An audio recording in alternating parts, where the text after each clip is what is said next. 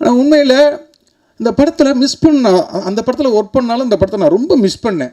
ஏன்னா ஒவ்வொரு சீனும் அப்போ அந்த படத்தில் ஒர்க் பண்ணிக்கிட்டு இருக்கும்போது ஒரு ப்ரொடியூசர் இந்த படம் ரிலீஸ் ஆக போது அவர் படங்கள்லாம் வாங்கி ரிலீஸ் பண்ணுவார். ஆட்டோகிராஃப் நீ ஒர்க் பண்ணிடலாமா, எப்படி வருது அப்படின்னாரு. சார் இந்த படம் கன்ஃபார்மாக ஓடும் சார், சூப்பர் ஹிட் ஆகும் சார், இந்த படத்தை வாங்க அப்படின்னா. அவர் சொன்னார், ஏமா சேர மூஞ்சி இல்லாமல் ஆடியன்ஸாக வந்து பார்ப்பாங்க, தேட்டருக்கு வருவாங்க அப்படின்னு சொன்னார். அப்புறம் அதே ப்ரொடியூசர் தான் வந்து இந்த படத்தை வந்து ஒரே செக்கு ஒரு பெரிய அமௌண்ட்டு கொடுத்து சேட்டலைட் வாங்கிட்டு போனார். உங்களுக்கு யாருன்னு தெரியும்னு நினைக்கிறேன்.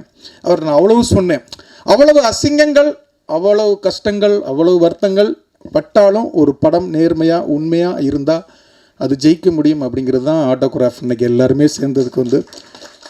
ஏன்னா அன்றைக்கி எங்கள் டேரக்டர் பட்ட கஷ்டம்தான் இன்றைக்கும் நாலாம் தயாரிப்பாளராகிறதுக்கு ஒரு மெரினாங்கிற ஒரு படம் எடுக்கிறதுக்கெலாம் ஒரு பெரிய உதவியாக இருந்தது. நீங்கள் இப்போ என் அசிஸ்டண்ட்டை நான் என்னை அங்கே உட்கார வச்சுட்டு இங்கே பேச வச்சா என்னை கிளின்னு கிளிப்பாங்க. ஏன்னா ஒரு டைரக்டருக்கும் ஒரு அசிஸ்டண்ட்டுக்குமான ஒரு உறவு அதுதான். ஏன்னா நான் டைரக்டராக ஆகும்போது தான் டைரக்டராக இருக்கிறது அதோடைய வேல்யூ எவ்வளோ பெரிய கஷ்டம், அது எவ்வளோ பெரிய டென்ஷனை கொடுக்கும், அது எவ்வளோ பெரிய பொறுப்பில் இருக்கும், நம்மளை நம்பி போடுற ப்ரொடியூசருக்காக நம்ம எவ்வளோ ப்ரெஷரில் இருப்போம் அப்படிங்கிறத நான் டைரக்டர் ஆகும்போது தான், அவர் திட்டி வருத்தப்பட்டு இதனதெல்லாம் நான் டைரக்டர் ஆகும்போது தான் அடடா நம்ம டேரக்டர் எவ்வளோ திட்டிருக்கும் அப்படின்னு வருத்தப்பட்ட நாட்கள் நிறைய நாட்கள் சார். இன்றைக்கி என் அசிஸ்டண்ட்டுகள் என்னை திட்டிக்கிட்டு இருப்பாங்க.